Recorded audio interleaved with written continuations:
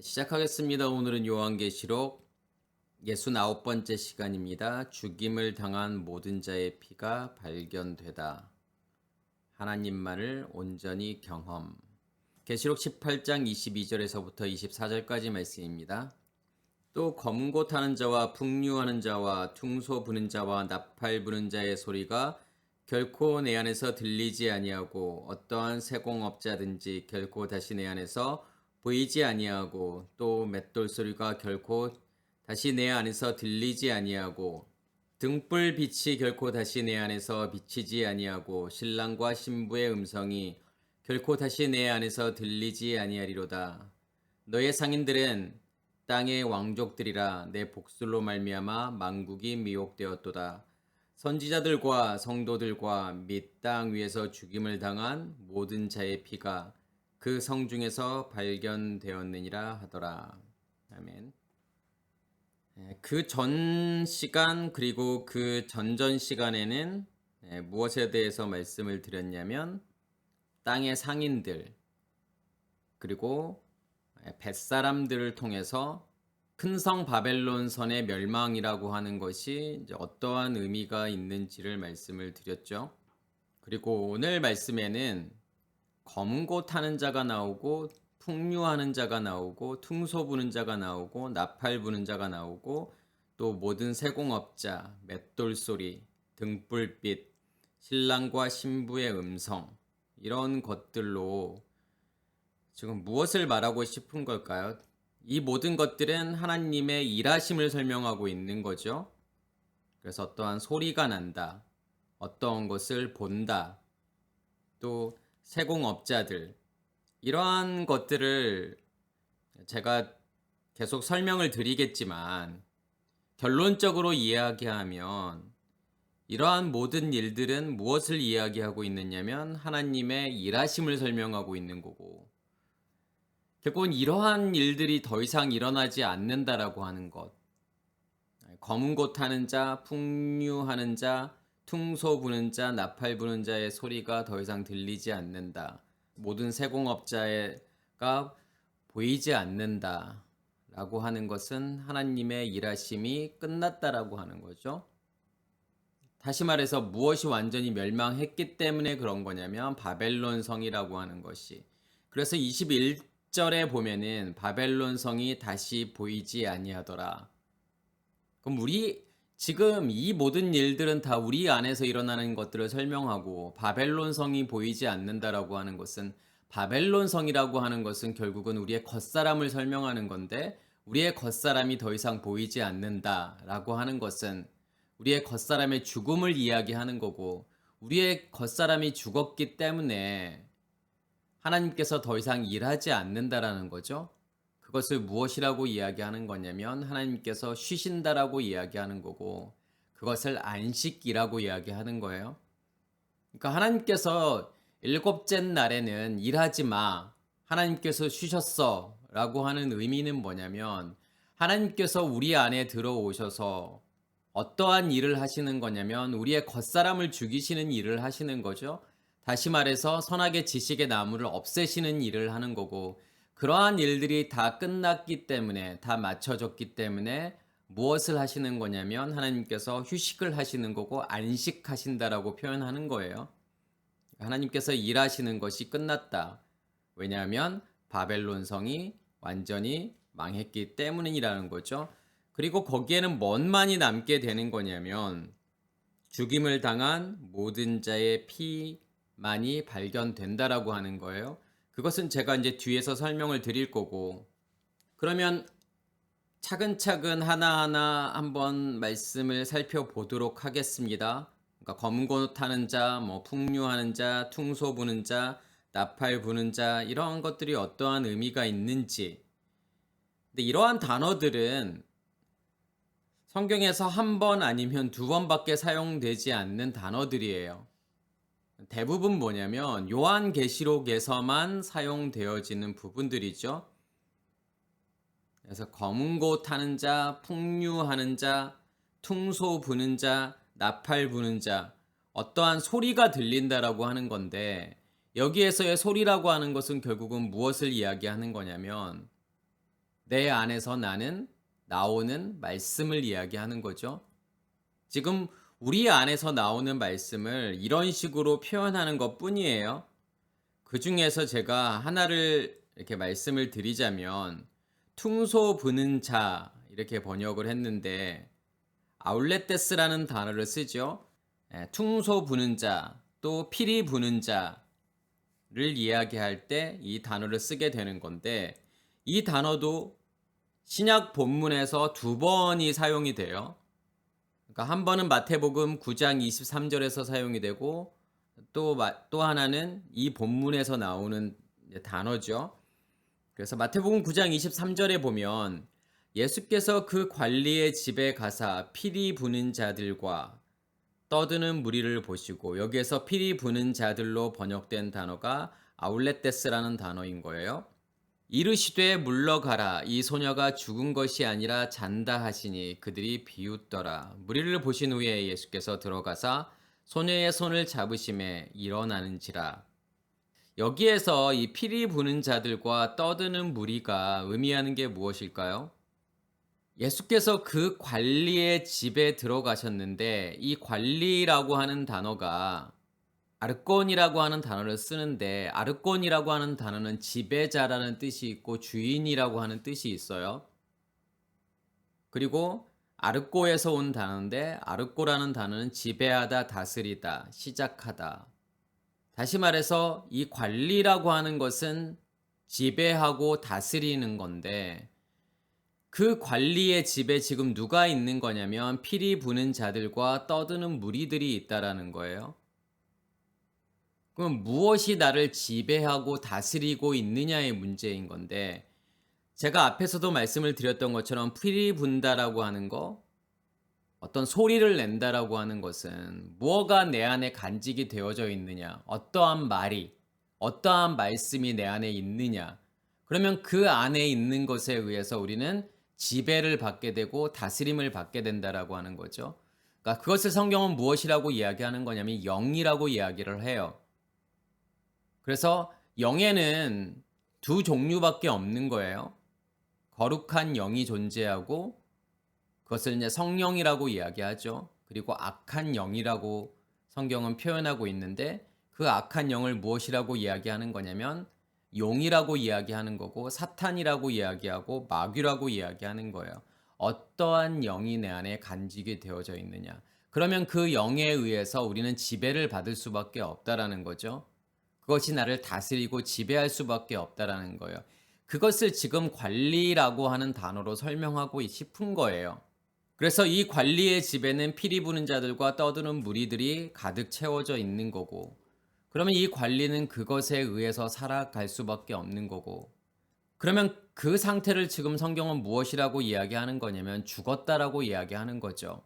관리의 딸이 죽었다라고 하는 것은 관리의 상태, 다시 말해서 피리 부는 자들과 떠드는 자들에 의해서 만들어진 우리의 겉사람은 죽어 있는 상태다, 죽었다라고 표현하는 거고, 예수께서 지금 관리의 집에 들어오셔서 이르시되 물러가라. 그러니까 물러가라고 하는 것은 무엇을 지금 쫓아내시는 거죠? 피리 부는 자들과 떠드는 무리들. 24절 25절에 보면 무리를 보내신 후에, 그럼 여기서의 무리라고 하는 것은 어떤 무리를 이야기하는 거냐면 피리 부는 자들과 떠드는 무리들이죠. 다시 말해서 옛 의식이라고 하는 용이 만들어 놓은 질서 체계에 의해서 살아가는 우리들은, 그것의 지배를 받고 있는 우리들은 죽어 있다라고 하는 거고, 그것을 예수님께서 지금 어떻게 하시는 거냐면 해결하시겠다라고 하는 거죠.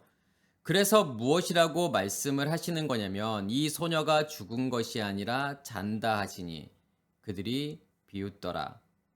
결국 예수께서 지금 이 집에 들어오셨다라고 하는 것은 무엇을 의미하는 걸까요?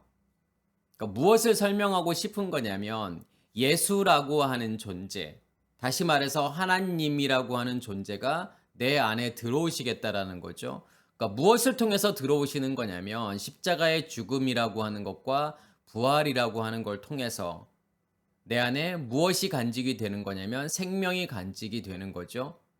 그 빛을 내 안에 간직하게 되는 거고, 그것을 지금 예수께서 이 관리의 집에 들어오셨다라는 것으로 설명하는 거고, 그러면서 뭐라고 말씀을 하시는 거냐면 죽은 것이 아니라 잔다 하시니, 우리 안에 내가 예수와 함께 십자가의 죽음을 죽고 그 생명이, 다시 말해서 그 씨가 내 안에 심겨지게 되면 그 씨는 어디에 간직이 된 거냐면 땅 안에 간직이 된 거죠. 흙 안에 간직이 되어져 있기 때문에 그 씨는 처음에는 드러나지 않는다라는 거예요. 그 씨가 내 안에 존재하고 있는지, 생명이 내 안에 존재하고 있는지를 알 수 없다라고 하는 거죠. 그것을 지금 무엇이라고 표현하는 거냐면 잔다라고 말하는 거죠. 자고 있는 상태라는 거예요. 그러니까 자고 있다라고 하는 것은 죽은 상태는 아니잖아요. 죽은 상태는 아닌데 의식이 없는 상태예요. 의식이 없다라고 하는 것은 누구를 경험하지 못하는 상태인 거냐면 하나님을 인식하지 못하고 하나님을 경험하지 못한다라는 거죠. 무엇이 있음에도 불구하고요. 우리 안에 그 생명이 있음에도 불구하고 처음에는 그것을 알 수 없다라는 거예요. 그것을 지금 성경은 잔다라고 표현을 하는 거죠. 그러면서 무리를 보내신 후에, 이 무리라고 하는 것은 제가 아까 피리 부는 자들과 떠드는 무리라고 했죠. 다시 말해서 우리의 겉사람을 이야기하는 거고, 그 무리가 떠나갈수록, 다시 말해서 우리의 겉사람이 죽고 사라지고 없어질수록 무엇을 인식하게 되는 거냐면 우리 안에 간직되어져 있는 것을 인식하게 된다라는 거예요. 우리 안에 간직되어져 있는 생명을 그때부터 인식하게 된다라고 하는 거죠. 그래서 예수께서 들어가사 소녀의 손을 잡으심에 일어나는지라. 그래서 일어나다라는 단어가 쿰이라고 하는 단어를 쓰는 거고, 결국 쿰이라고 하는 단어, 일어난다라고 하는 것은 무엇을 말하고 싶은 거냐면, 무엇을 의미하는 거냐면, 우리가 내 안에 있는 그 생명을 인식하게 된다라고 하는 거죠. 그 생명이 있음을 인식하게 된다라고 하는 거예요. 그것을 셋째 날에 무엇이라고 표현하는 거냐면 싹이 난다라고 표현하죠. 씨가 땅에 갇혀 있을 때에는, 땅이 씨를 덮고 있을 때에는, 다시 말해서 이 땅이라고 하는 것은, 흙이라고 하는 것은 우리의 겉사람이죠. 그 생명이, 예수라는 생명이 무엇에 의해서 덮여져 있는 거냐면 땅에 의해서 덮여져 있는 거고 우리의 겉사람에 의해서 덮여져 있는 건데, 계속 덮여 있을 수 없다라는 거죠. 반드시 생명은 드러날 수밖에 없는 거고 반드시 빛은 드러날 수밖에 없다라는 거예요. 어두움을 뚫고 드러날 수밖에 없다라는 거예요. 그게 싹이 나온다라고 하는 거고, 다시 말해서 내가 내 안에 간직되어져 있는 생명을 인식하게 된다라는 거예요. 하나님이라는 존재를 인식하게 되는 거죠. 아, 내 안에 빛이 있음을, 내 안에 불이 타고 있음을 인식할 수밖에 없다라는 거예요. 어느 순간이 되면요. 그렇게 되고 그 싹이 나서 그것이 무엇이 되는 거냐면 씨 가진 채소가 되는 거고, 씨 가진 열매 맺는 나무가 되는 거예요. 그러니까 씨를 간직하고 있는 채소 그리고 나무가 된다라고 하는 것은 무엇이 확고해지고 단단해지는 거냐면 우리 안에 믿음이 확고해지고 단단해지는 거고, 그것은 무엇을 이야기하는 거냐면 어떻게 될수록 우리 안에 믿음이 확고해지는 거냐면 내 안에 있는 것을 더 확실하고 더 분명하게 인식하면 인식할수록 우리의 믿음은 더 단단해진다라는 거예요. 처음에는 채소였고 그 다음에는 나무로 바뀌잖아요. 나무라고 하는 것은 단단하다라는 뜻이에요. 그래서 이것은 뭐냐면 결국은 쿰이라고 하는 것은 내 안에 무엇이 있음을 확신하게 된다라고 하는 거냐면 내 안에 생명이 있음을, 다시 말해서 내 안에 씨를 간직하고 있음을 확실하고 분명하게 인식하게 된다라는 거죠. 그렇게 되었을 때 이 관리라고 하는 것은, 제가 아까 아르콘이라는 단어를 쓴다고 말씀을 드렸죠. 지배자이고 주인인데, 아르코, 무엇이 나를 지배하고 다스린다라고 하는 거죠. 내 안에 있는 것이요. 그러면 내 안에 있는 예수 그리스도가 그 생명을 내 안에 간직했다 그러면 그 생명에 의해서 내가 다스림을 받는 거고 지배를 받는 진정한 지배자가 되는 거죠. 주인이 되는 거예요. 그래서 여기에서도 퉁소 부는 자, 피리 부는 자라고 하는 걸 통해서 무엇이 내 안에 어떠한 말씀이 내 안에 간직이 되어져 있느냐죠. 그것이 내 안에서 무엇을 만드는 거냐면 질서를 만들고 체계를 만드는 거예요. 그것을 나무라고 이야기하는 거죠. 그래서 어떠한 나무가, 다시 말해서 그것이 선악의 지식의 나무인지 아니면 생명나무인지가 중요하다는 거죠. 어떠한 질서와 체계가 내 안에 존재하고 있느냐의 문제예요.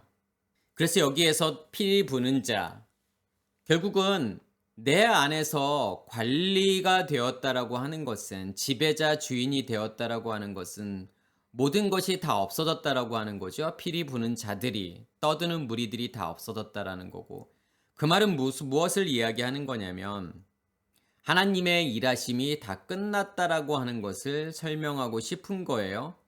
그리고 검은 고 타는 자도 마찬가지예요. 이게 아까 제가 성경에서 2번 쓰였다고 했는데 이게 계시록에서만 2번 쓰였죠. 그래서 오늘 18장에 나오는 본문에서 쓰여졌고 22절이요. 그리고 또 계시록 14장 2절에서도 나와요. 검은 고 타는 자가요. 검은 고 타는 자를 지금 어떻게 표현하고 있죠? 그러니까 14장 2절에 보면은 어린 양과 14만 4천이 나오게 되고 그것을 보게 되고 하늘에서 많은 물소리와 같고 우레소리와 같은 그리고 검은 고를 타는 것 같은 소리가 나오게 되죠. 그들이 보좌 앞과 네 생물과 장로들 앞에서 새 노래를 부르니 결국은 무엇이 새 노래라고 하는 거죠? 하늘에서부터 나오는 맑은 물소리 그리고 우레소리 검은 고를 타는 것 같은 소리 이것을 지금 새 노래라고 이야기하는 건데 결국은 새 노래라고 하는 것은 어디서부터 나오는 말씀인 거냐면 샤마임 하늘에서부터 나오는 말씀이에요. 하늘이라고 하는 것은 지성소를 이야기하는 거고 지성소로부터 나오는 말씀, 다시 말해서 하나님으로부터 나오는 말씀, 이것을 새 노래라고 이야기하는 거고 14만 4천 밖에는 능히 이 노래를 배울 자가 없더라. 그러니까 뭐 새롭게 만들어지는, 새롭게 작사되고 작곡해 되어지는 그러한 노래를 새 노래라고 이야기하지 않아요. 어디에서 나오는 것만이 우리 안에 있는 지성소 하늘에서부터 나오는 그 말씀이 새 노래가 되는 거고 14만 4천 밖에는 능히 이 노래를 배울 자가 없더라. 그러면 14만 4천은 제가 무엇이라고 말씀을 드렸냐면 요단을 건널 준비가 된 사람, 다시 말해서 싸울 준비가 된 사람, 그리고 요단을 건넌 자들. 그래서 요단을 건너서 가나안 땅에서 싸움을 싸우고 있는 자들을 지금 14만 4천이라고 이야기하는 거고 당연히 14만 4천 밖에는 그 노래를 배운다라고 하는 것은 어떤 의미가 있는 거냐면 그것이 방언이고 통역이고 예언이죠. 다시 말해서 하나님의 말씀이 깨달아지고 들려지는 것, 들려지고 깨달아지는 것을 배운다라고 이야기하는 거고 그리고 내 안에 있는 그 말씀을 밖으로 전하는 것을 예언이라고 하는 거죠. 다시 말해서 예언이라고 하는 것은 그 노래를 배우고 따라 부른다라는 거예요. 그러니까 새 노래라고 하는 것은 내 안에서 나오는 말씀인데 그 말씀이 요단을 건넜다라고 하는 것은 오순절이 왔다라고 하는 거고 결국 오순절이 왔다라고 하는 것은 그 말씀이 이해되어져서 깨달아져서 그것을 내가 밖으로 전하는 상태가 되었다라는 거죠. 그것을 지금 새 노래를 배운다라고 이야기하는 거고 누구만이 그렇게 할 수밖에 없는 거냐면 배울 수 있는 거냐면 14만 4천 밖에는 그 노래를 배울 수 있는 자가 없다라고 하는 거죠. 결국은 14만 4천이라고 하는 것은 가나안 땅에서의 싸움을 이야기하는 건데 무엇이 있어야만이 싸움을 싸울 수 있다라고 하는 거냐면 새 노래가 있어야만이 새 노래를 배워야만이 그 싸움을 싸울 수 있는 거고 그 싸움에서 이길 수밖에 없다라고 하는 거예요. 그래서 그것이 뭐냐면 이제 검은 고 타는 자, 라고 하는 거예요. 그래서 검은 고 타는 자, 풍류하는 자, 퉁소 부는 자, 나팔 부는 자 다 같다라고 생각하시면 돼요. 내 안에 말씀을 의미하는 거고. 그 다음에 누가 나오냐면 모든 세공업자가 나오죠. 그래서 조금 더 정확히 번역을 하면 모든 기술의 기술을 가진 기술자라는 뜻이죠. 그렇게 직역을 할 수 있는 거고. 여기서 기술자라고 하는 것은 뭐냐면 테크니테스라는 단어를 쓰죠. 그러니까 테크니테스라고 하는 단어는 직공, 기술자, 고안자, 뭐 건축가, 또 뭐 계획하심이라고 하는 뜻이 있어요. 우리가 알고 있는 기술자 그러면 테크니션이라는 단어가 있잖아요. 그 단어도 아마 이제 이 단어에서 왔겠죠.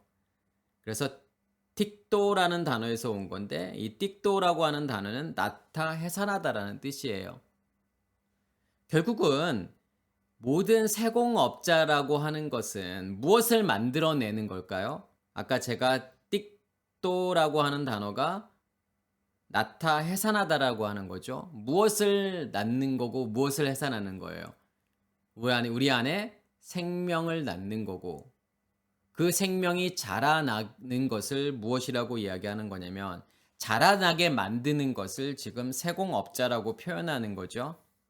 그래서 히브리서 11장 10절에서 보면은 이는 그가 하나님이 계획하시고 여기서 계획하다라고 하는 단어로 지금 번역을 한 거예요. 이 테크니테스라고 하는 단어를요. 그래서 계획하시고 지으실 터가 있는 성을 바랐음이라. 이 말씀을 이해하기 위해서 8절, 9절 말씀을 좀 봐야 되는데 8절 말씀에는 믿음으로 아브라함은 부르심을 받았을 때 순종하여 장래의 유업으로 받을 땅에 나아갈새 갈 바를 알지 못하고 나갔으며 이 말씀을 들으면은 우리가 무엇이라고 생각할 수 있죠? 믿음이라고 하는 것이 하나님께서 아브라함을 불렀을 때 아브라함이 순종했다. 그것을 하나님께서는 믿음이라고 말씀하신다라고 생각할 수 있잖아요. 그래서 어떻게 보면 우리가 나의 의지를 가지고서 나의 자유의지를 가지고서 하나님을 선택했다. 그것을 우리는 믿음이라고도 좀 생각할 수 있잖아요. 그렇지만 우리에게 있어서의 자유의지라고 하는 것은 존재하지 않는다라는 거예요. 그것은 우리의 착각일 뿐이라는 거죠. 그래서 과학에서도 이야기하는 게 뭐냐면 우리가 선택하는 것은 이미 정해져 있는 것인데 그 간격이 너무 짧기 때문에 우리는 무엇이라고 착각하는 것 뿐인 거냐면 내가 선택한다라고 착각하는 것 뿐이라는 거예요. 이미 선택은 다 정해져 있다라고 하는 거죠. 실제적으로도요. 그 간격이 너무 짧은 거예요. 그래서 마치 내가 선택했다라고 생각하는 거지만 우리는 무엇에 의해서 계속 선택이 되어지는 거냐면 내 안에 간직되어져 있는 것에 의해서 선택이 되어진다라고 하는 거예요. 내 안에 뭘 간직하고 있느냐? 어떠한 의식이 만들어 놓은 책의 질서가 존재하고 있느냐? 어떠한 의식이 내 안에 존재하고 있느냐에 따라서 그것이 나의 모든 것들을 다 선택한다라고 하는 거예요. 그래서 자유의지라고 하는 것은 존재하지 않는다라는 거죠. 그냥 간직된 것에 의해서 살아가는 존재인 거예요. 그러면 사람들은 뭐라고 생각하냐면 하나님께서 사람을 로봇과 같이 만든 거 아니냐. 어떤 프로그램을 해서 어떤 일방적인 선택에 의해서 살아가는 존재들이라고 생각할 수 있지만 하나님께서 이 땅에 우리를 왜 보내셨는지를 생각해 본다 그러면 그 말이 맞지 않는다라는 거예요. 하나님은 우리를 이 땅에서 어떠한 것을 선택하면서 살아가게 하기 위해서 우리를 이 땅에 보낸 것이 아니라 무엇을 경험하라고 보낸 거냐면 하나님이라는 존재를 경험하라고 보낸 거예요. 그리고 나라는 존재가 누구인지를 보라는 거죠. 어둠 가운데 있는 율법 안에 있는 나라는 존재, 그 겉사람으로 살고 있는 나라는 존재가 누구인지를 보게 하시는 거고 또한 누구를 경험하게 하시는 거냐면 하나님을 경험하게 하시는 거예요. 그게 목적이라니까요. 그래서 우리가 박물관에 가더라도 누구의 안내에 따라서 가게 되는 거냐면 거기에서 인도하는 사람, 거기에서 안내하는 사람에 의해서 그 안내하는 사람을 따라가는 거예요. 그러니까 내 의지로 뭘 찾아다니면서 보는 거 그런 게 중요한 게 아니잖아요. 누군가의 인도에 의해서 인도자가 있느냐 없느냐, 내가 그것을 선택하느냐 안 하느냐의 문제가 아니라 그것이 중요한 게 아니라 그 인도자에 의해서 그 인도자의 설명에 의해서 내가 거기에 안에 있는 그 박물관 안에 있는 모든 것들을 얼마만큼 인식하고 있느냐, 얼마만큼 내가 이해하고 있고 얼마만큼 경험하느냐가 중요한 거예요. 그것이 하나님께서 우리를 이 땅에 보내신 이유예요. 하나님께서 우리를 로봇으로 만들었다 그러면 그것을 느낄 수도 없고 그것을 볼 수도 없고 그것을 경험할 수도 없을 거예요. 그러니까 자유의지냐 아니냐가 중요한 게 아니라 내가 그것을 경험할 수 있느냐 없느냐가 중요한 거예요.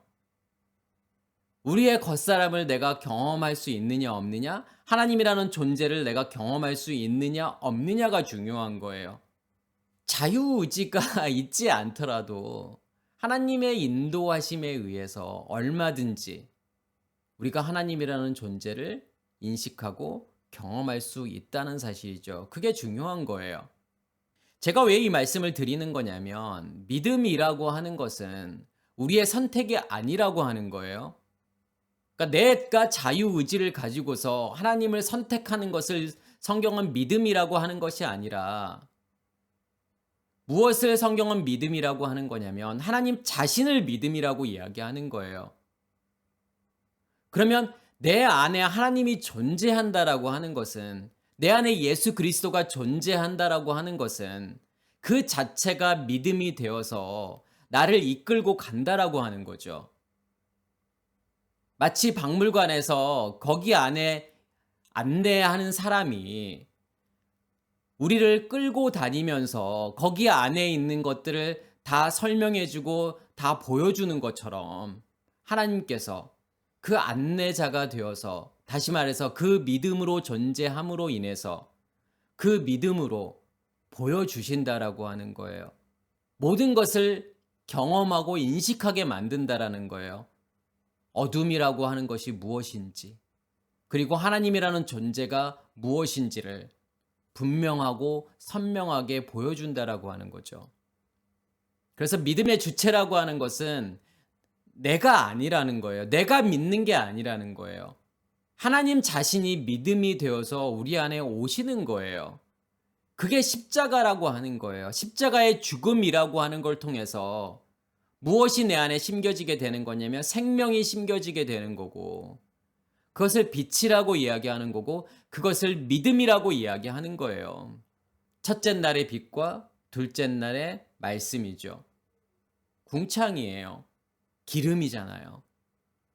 그 기름에 의해서 불이 계속 타오르게 되는 거고, 그것을 무엇이라고 이야기하는 거냐면 쉔 이름이라고 이야기하는 거고, 그것을 예수와 마시아흐라고 이야기하는 거예요. 예수 그리스도예요. 그래서 성경은 무엇이라고 우리에게 계속 이야기하는 거냐면 예수 그리스도를 믿음이라고 이야기하는 거예요. 그래서 본문 말씀에 믿음으로 아브라함은 부르심을 받았을 때, 그럼 여기에서의 믿음이라고 하는 것은 누구를 이야기하는 거냐면 아브라함의 믿음을 이야기하는 게 아니에요. 누구의 믿음을 이야기하는 거냐면 하나님 자신을 이야기하는 거예요. 하나님의 믿음이고 예수 그리스도의 믿음인 거예요. 거기에 순종한다라고 하는 이 단어는 휘빠꼬라는 단어를 쓰는데, 휘빠꼬라고 하는 것은 잘 듣다, 순종하다, 따르다라는 거죠. 이 단어는 휘뽀라고 하는 단어와 악꼬라는 단어가 합쳐진 건데, 휘뽀라고 하는 것은 멋멋에 의해서, 악꼬라고 하는 것은 듣다라는 거예요. 그러니까 멋멋에 의해서 듣는 거예요. 그럼 무엇에 의해서 듣는 걸까요? 내 안에 있는 것을 내가 듣는 거예요. 그것을 성경은 지금 순종한다라고 이야기하죠. 왜냐하면 내 안에 있는 것을 듣는다라고 하는 것은 내 안에 있는 하나님이라고 하는 존재가, 그 믿음이 어떻게 할 거기 때문에요. 나를 바꿀 거라는 거잖아요. 나의 의식을 변화시킬 거라는 거잖아요. 성경은 그것을 순종이라고 이야기하는 거예요. 하나님께서 시키는 거 하는 것이 순종이 아니에요. 그러니까 내 의식의 체계로 하나님을 이해하고 하나님의 말씀을 이해하고 그렇게 보게 되면 이거 해. 이거 하지 마라고 보게 되고 그러면 하나님께서 하라고 하는 거 열심히 하고 하지 말라는 거 안 하는 거 그걸 순종이라고 말하는 게 아닌 거예요. 왜요? 그건 누구의 의식의 체계로 보는 거기 때문에요. 나의 옛 의식의 체계로 만들어 놓은 법이니까요. 해야 될 것과 하지 말라는 것으로 나누는 것은요. 그걸 율법이라고 이야기하잖아요. 율법을 실천하는 거, 율법을 행하는 것을 성경은 결코 순종이라고 말하지 않는다라는 거죠. 내 안에 있는 존재, 그 하나님이라고 하는 존재, 그 믿음을 통해서 거기서 나오는 하나님의 말씀을 하나님의 의식에 의해서 내가 바뀌어지고 변화되어지는 거, 나의 옛 의식을 죽이시는 거, 그것을 순종이라고 이야기하는 거예요. 여기서도 마찬가지예요. 믿음으로 아브라함은 부르심을 받았을 때 순종하여 하나님을 인식하게 되었다라고 하는 거죠.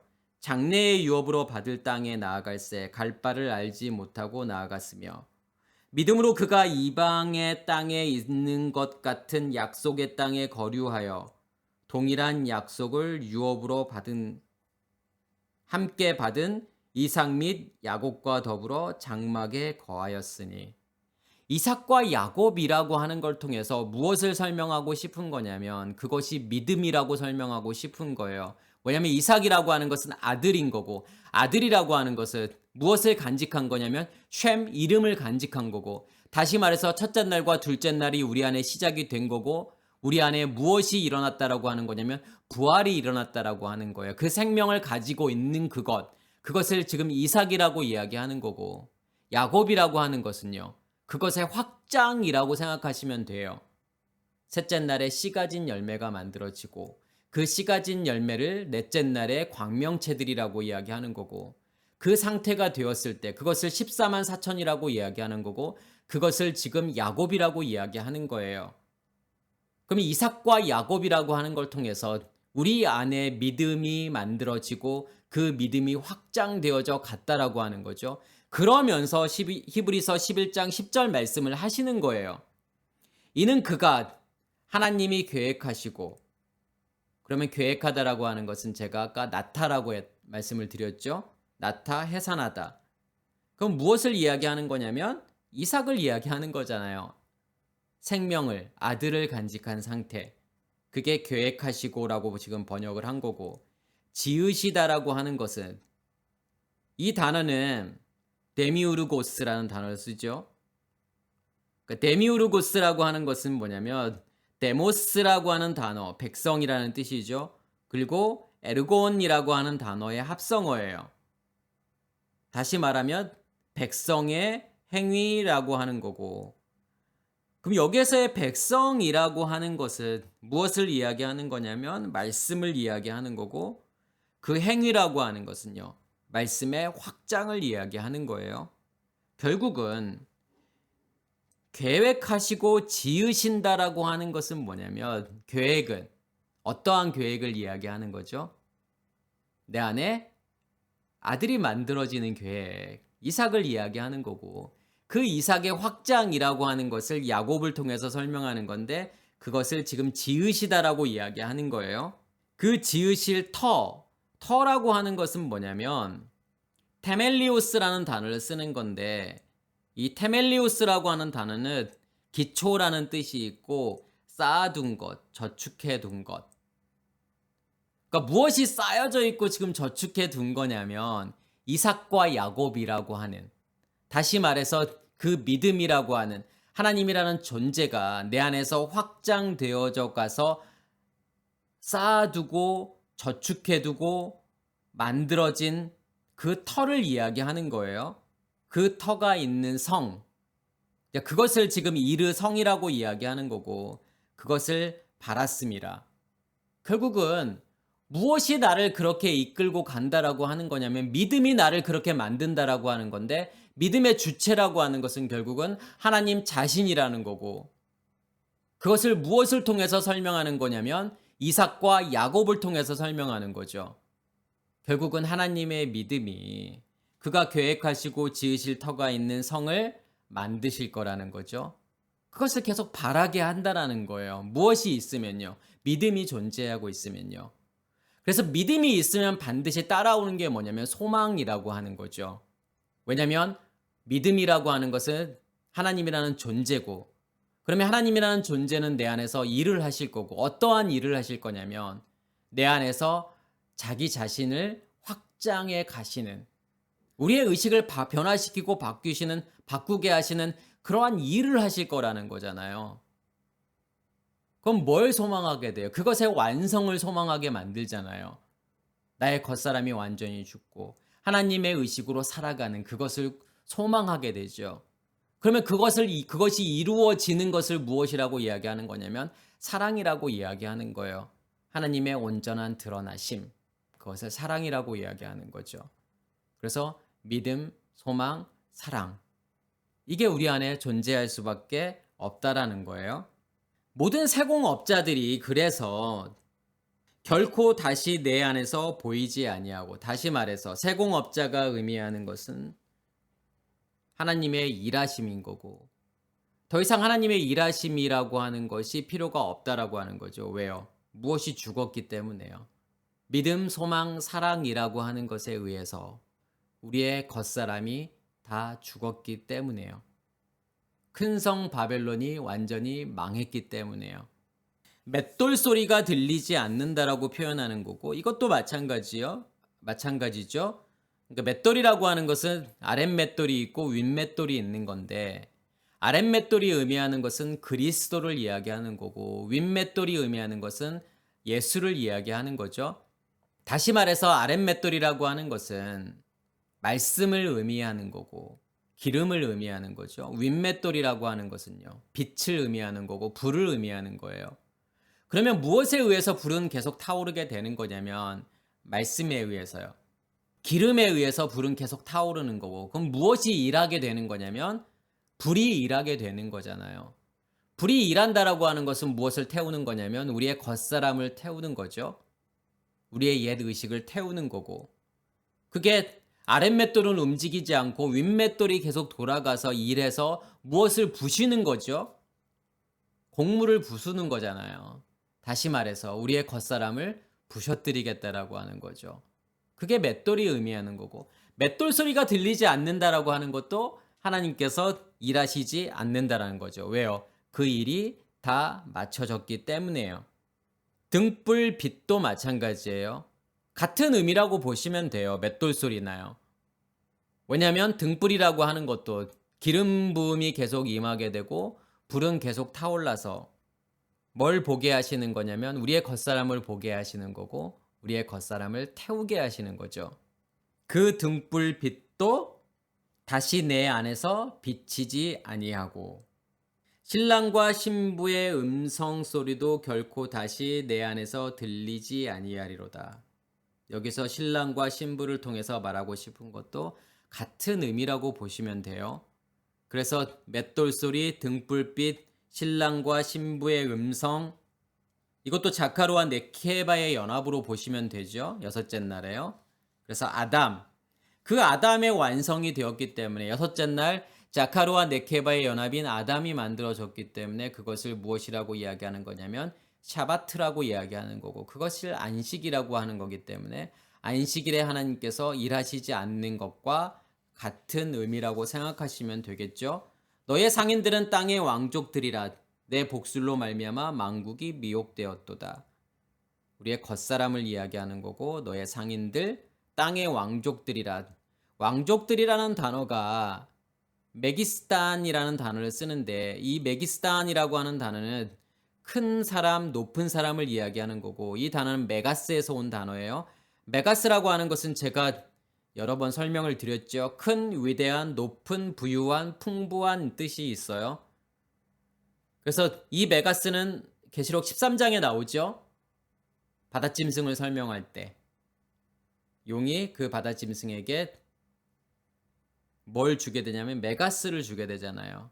과장된다라고 번역했죠. 거기서는요. 이 메가스라고 하는 것은 결국은 옛 의식의 체계라고 하는 것이 무엇인지를 보여주는 거예요. 그러니까 용이라고 하는 것은, 사탄이라고 하는 것은 결국은 우리 안에서 뭘 하게 만드는 거냐면 많은 것, 큰 것, 높은 것을 소유하게 하는 거고 추구하게 만든다라고 하는 거죠. 그래서 우리는 보이는 것을 추구할 수밖에 없다라고 하는 거예요. 그것을 소유하려고 하는 거죠. 보여지는 것이 진짜라고 생각하고 그것을 내가 가지려고 하는 거예요. 근데 성경은 그것을 무엇이라고 이야기하는 거냐면 환상이라고 이야기하는 거죠. 진짜가 아닌 거예요. 진짜가 아닌 것을 우리는 마치 진짜라고 생각하고 살아가는 거예요. 그것을 가상현실이라고 이야기하는 거죠.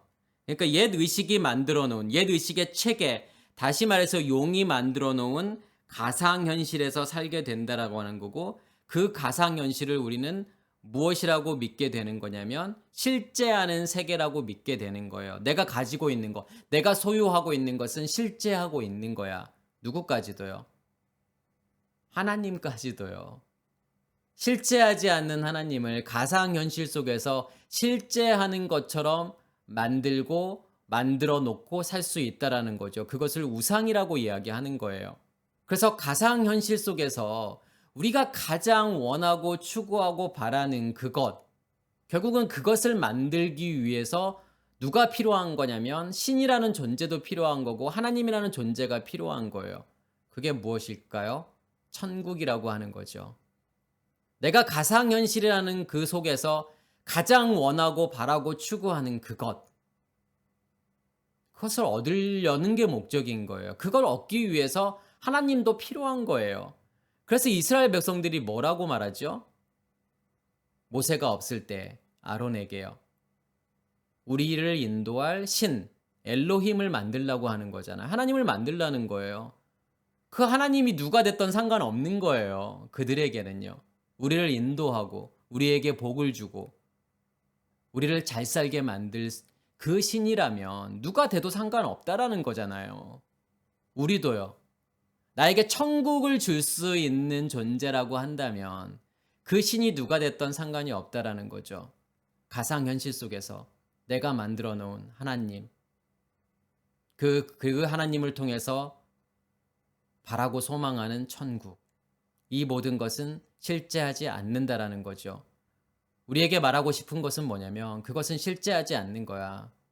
너의 겉사람이 만들어 놓은, 용이 만들어 놓은 환상일 뿐이야. 네가 얻으려고 하고 네가 소유하려고 하는 모든 것들, 그 메가스라고 하는 것은 허상이야 라고 하는 것을 보여주고 싶은 거고, 실제하는 것은 하나님만이 실제한다라는 거죠. 그럼 우리가 추구하고 원하고 소망해야 되는 것은 결국은 무엇밖에 없다라고 하는 거냐면 하나님이라는 존재밖에 없다라는 거예요. 왜요? 그건 실체하고 있는 거기 때문에요. 그 실체하고 있는 그 하나님을 내가 인식할 수 있느냐, 경험할 수 있느냐의 문제예요. 그걸 복음이라고 이야기하는 거고, 성경은 그것만을 이야기하고 싶은 거예요. 그래서 땅의 왕족들은, 다시 말해서 메가스는, 내 복술이라고 하는 것은 뭐냐면 이게 파르마케이아라는 단어예요. 이게 파르마케이아라는 단어는 마술, 요술, 독약 섞는 사람이라는 뜻이에요. 결국은 제가 앞에서 설명드렸던 것처럼 메가스는 가상현실을 만든다라는 거죠. 실제하지 않는, 마치 실제하는 것과 너무 닮아 있어서 우리로 하여금 착각하게 만드는 거죠. 실제한다라고. 그래서 내 복술로 말미암아 만국이 미혹되었도다. 만국이라고 하는 것은 우리 안에요. 미혹되다라고 하는 것은 블라나우라는 단어를 쓰는데, 블라나우라는 단어는 길을 잃다, 방황하게 하다, 속이다, 오해하다. 우리를 속이는 거죠. 계속 우리를 오해하게 만든다라고 하는 거예요. 그게 진짜인 것처럼요. 내가 하고 있는 것이 진짜인 것처럼요. 내가 하나님을 섬기고 있는 거, 주일 성수, 예배, 이걸 통해서 내가 하나님을 섬기고 있는 거, 그거 진짜야. 그게 하나님을 섬기고 있는 거야. 그게 하나님을 믿고 있는 거야. 그게 하나님을 예배하고 있는 거야. 물질로 드려지는 11조를 통해서도 그게 11조야. 실제하지 않는 하나님을 믿으면서도 마치 실제하고 있는데 하나님을 내가 믿는다라고 하는 그 착각을 들게 만드는 거, 우리로 하여금 속이고 오해하는 거, 무엇이 만들어 놓은 거라는 거예요. 결국은요, 메가스가요. 결국은 메가스는 누가 만든 거죠? 용이 만들어 놓은, 사탄이 만들어 놓은 가상현실에 살고 있을 수 있다라는 거잖아요. 우리가요. 그러면서도 하나님을 내가 잘 믿는다라고 생각할 수 있다라는 거죠. 나 믿음 좋은 사람이야. 그런데 그것은 우리의 착각이라는 거예요. 그게 무서운 거죠. 내가 평생 예수를 믿었는데, 내가 평생 하나님을 믿었는데 얼마든지 하나님을 오해할 수 있는 거고, 착각 가운데에서 신앙생활할 수 있다라는 거죠. 무엇이 나를 계속 속이게 되는 거냐면 사탄이요, 용이요. 그래서 우리를 볼 수 있어야 되는 거예요. 무엇이 실제하는 거지? 하나님께서 정말 내 안에 실제하는 것이 맞는 걸까? 확증하며 가셔야 되죠. 검증하며 가셔야 되는 거예요. 내가 그 하나님을 느끼고 있는 걸까? 그 실제하는 하나님은 드러날 수밖에 없는 건데, 나로 하여금 인식되어질 수밖에 없고 경험되어질 수밖에 없는 건데, 그리고 말씀이 계속 그것을 증거하고 있는지 확증하고 있는지를 보셔야 되는 거예요. 율법이 아니라요. 율법의 말씀이 아니라요. 하나님께서 주신 의식의 체계로요. 복음이 무엇인지를 볼 수 있어야 된다라는 뜻이에요. 선지자들과 성도들과 및 땅 위에서 죽임을 당한 모든 자의 피가 그 성 중에서 발견되었느니라 하더라. 결국은 뭔 남는 거예요. 땅 위라고 하는 것은요. 무엇이 만들어 놓은 땅인 거냐면 하늘에 의해서 만들어진 그 하늘이 확장되어져 가는 그 땅을 이야기하는 거예요. 그 땅에서 죽임을 당한 모든 자의 피가, 그 피만이 발견되었다라는 거죠. 그러면 이 피라고 하는 것은 결국은 뭐라는 걸까요? 무엇을 이야기하는 거죠? 성경에서 피라고 하는 것은 두 가지를 의미하죠. 첫 번째는 죽음을 의미하는 거고, 예수께서 십자가에서 피를 흘리셨다라고 하는 것과 똑같은 거예요. 그건 두 가지의 의미가 있는 거예요. 죽었다라고 하는 거, 피를 흘렸다라고 하는 건요. 또 하나는요, 피는 생명이죠. 그 죽음을 통해서 내 안에 생명이 이루어졌다라는 거죠. 그 두 가지가 내 안에서 발견이 되어야 된다는 거죠. 피가 발견된다라고 하는 것은 내가 죽었음이 발견되어야 되는 거고, 그 생명만이 내 안에 존재하고 있음이 발견되어야 되는 거예요. 그래서 여기서 발견되다라는 단어가 휴리스코라는 단어를 쓰죠. 그래서 휴리스코라는 단어가 찾다, 발견하다, 만나다, 알아내다, 찾아내다, 이런 뜻이 있어요. 무엇을 발견하고 찾고 인식해야 되는 거냐면 하나님만을요. 하나님이라는 존재가 내 안에 있고, 그 하나님이라는 존재가 내 안에서 충만함을 내가 경험해야 되는 거고 인식해야 된다라는 뜻이에요. 결국은 그것만이 남으니까요. 그것을 위해서 살아가는 거예요, 우리가 이 땅을요. 그러면 내가 아무리 많은 것을 가지고 있다고 하더라도, 보여지는 것을, 그것이 없다 그러면 아무것도 없는 거예요. 그것이 발견되지 않으면요, 하나님께서 내 안에 발견되지 않으면, 인식되지 않으면 우리의 삶이라고 하는 것은 아무 가치가 없다라는 뜻이에요. 아무 의미가 없다라는 거예요. 왜요? 그것만을 위해서 살아가는 존재이기 때문에 우리는요, 얼마나 많이, 얼마나 더 분명하고 선명하게 하나님이라는 존재가 발견되고 인식되어지는지, 이것만을 바라보고 가시는 우리 모두가 되기를 간절히 소원합니다. 마치겠습니다.